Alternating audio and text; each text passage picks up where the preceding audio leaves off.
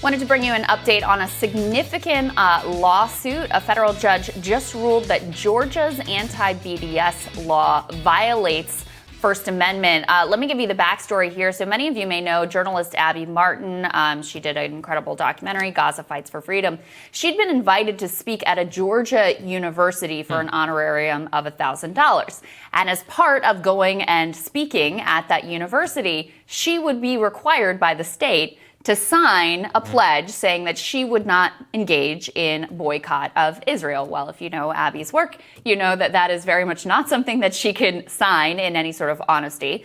So she sued and she just won here. This is not the first time that these anti-BDS laws, which have been passed in somewhere around 26 states across the country, have been ruled unconstitutional. Glenn Greenwald has been following this story. He points out multiple states around the U.S., mostly red ones, have enacted blatantly unconstitutional laws that punish citizens in various ways who support a boycott of Israel. This is now the fourth federal court out of four to rule that such laws violate free speech rights. We're still waiting to see whether this leads to, the judge hasn't decided what this means in terms of whether this means that Georgia has to take this law off of the books ultimately. But I think anyone just looking with the basic idea of what the First Amendment means would say you can't require people to pledge not to boycott this country or that business or anything. I mean, that is protected speech. It's been ruled at the Supreme Court previously. Another instance that Glenn really highlighted at The Intercept was a speech therapist in Texas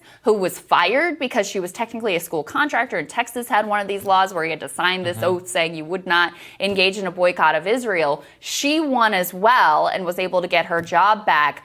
So very significant development here in terms of defending and protecting free speech. Yeah, and this is part of the problem, which is that there are a lot of people on the right who are like, we can't have a situation where we have to sign diversity and inclusion initiatives pushed by left-wing states like California because of the First Amendment and discrimination law. And I'm like, yeah, I agree with that. Guess what? It also applies here. This is a state university. You can't have that. The state of Georgia cannot decide what is in the political parameters of accepted political speech. Same with the state of Texas. Same with, really, any state. If this is a private university, I would disagree with that, but that's actually a different matter. And this is why it's actually particularly egregious when state legislatures, like my own home state, Texas, where they tried to do this, I do think is blatantly unconstitutional whenever it comes to people's free speech rights. I mean, yeah, being able to criticize Israel is part of free speech in America. And, if every time I see some of these diversity and inclusion, like explicit race quotas thing,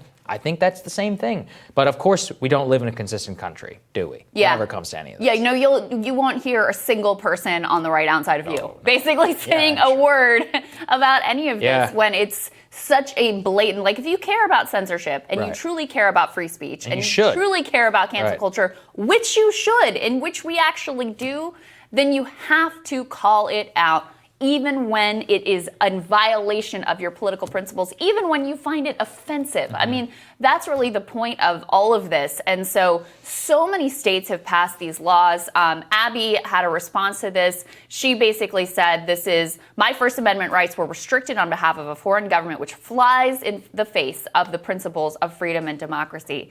Americans have a right to protest. Yeah. I mean, this is a historic, classic form of nonviolent protest, and to take that off the table, to make you sign these oaths and these pledges that so many states are, I mean, it really just flies in the face of what America is supposed to be all about. So I would say ultimately, I mean, I'm not the, legal or judicial scholar, but I would have to think one of these is going to make it up to the Supreme Court, where all of these laws across the country are going to be ruled unconstitutional because they just blatantly violate the First Amendment. There's no way that it's to stand any scrutiny whatsoever.